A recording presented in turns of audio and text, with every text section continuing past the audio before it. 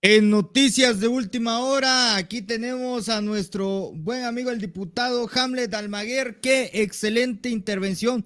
No, ese día que usted hizo la intervención, lo felicitamos, pero ahora ya en persona.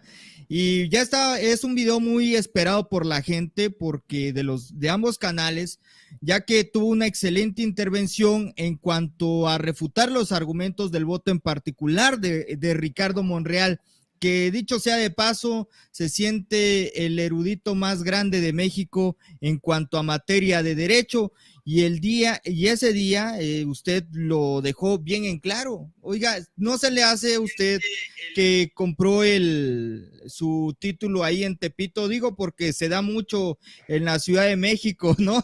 El comprar el título es una práctica muy común, ¿eh?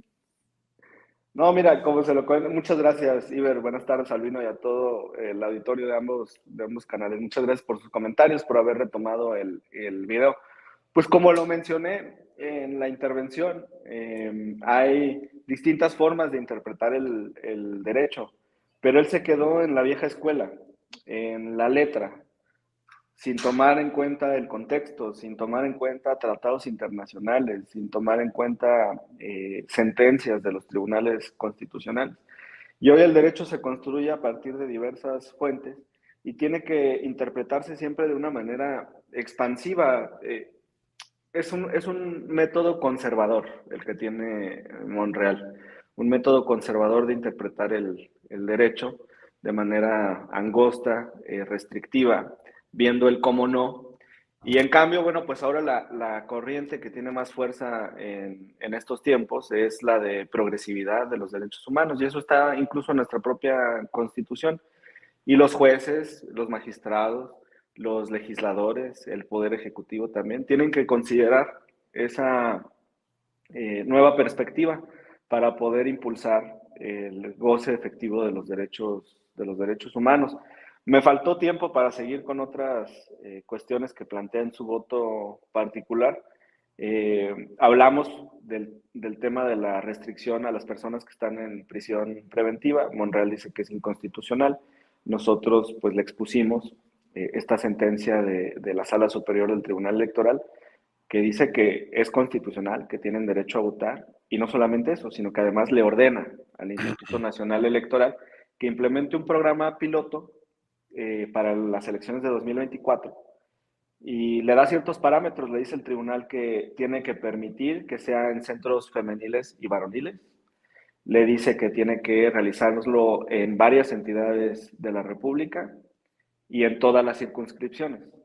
Entonces yo me imagino que ese programa piloto para el 24, a pesar de la interpretación de Monreal, se va a llevar a cabo, y por lo menos tendría que darse en 5 entidades federativas, pero yo creo que el instituto lo va a ampliar a unas 10, dos por circunscripción, y va a ser un buen modelo, porque en el país tenemos cerca de 250,000 de personas que están en prisión, y la gran mayoría de ellos, el 50-60% por lo menos, en cada entidad, tienen todavía un juicio en trámite, es decir, no están sentenciados, y no se les puede privar en ese momento de su derecho al voto activo.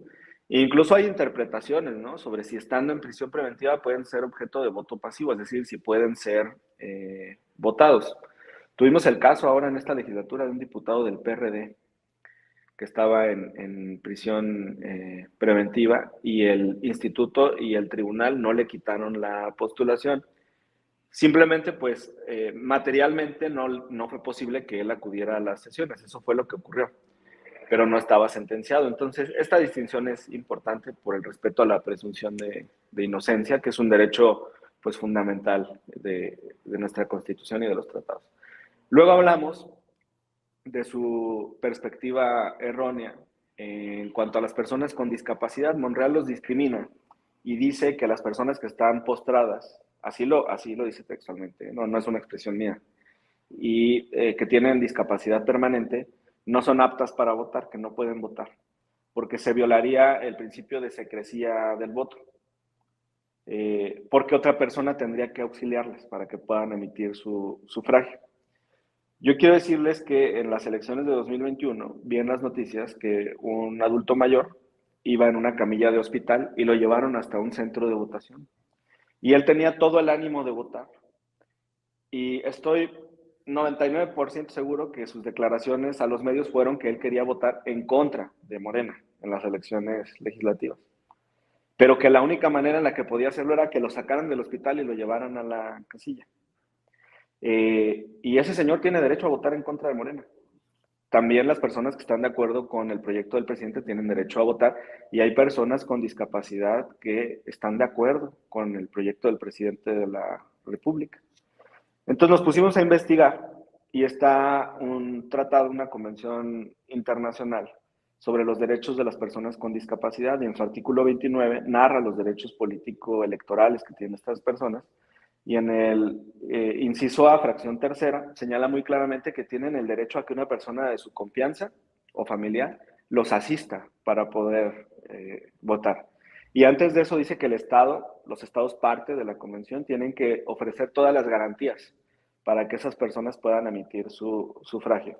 Esto, desde mi perspectiva, en una interpretación avanzada, incluiría no solamente que puedan acompañar al señor que en las elecciones de 2021 fue en una camilla de hospital a votar contra Morena, sino que incluso las papeletas pudieran llegar a los hospitales o pudieran llegar a los centros de rehabilitación para que las personas que tienen alguna discapacidad puedan emitir su sufragio.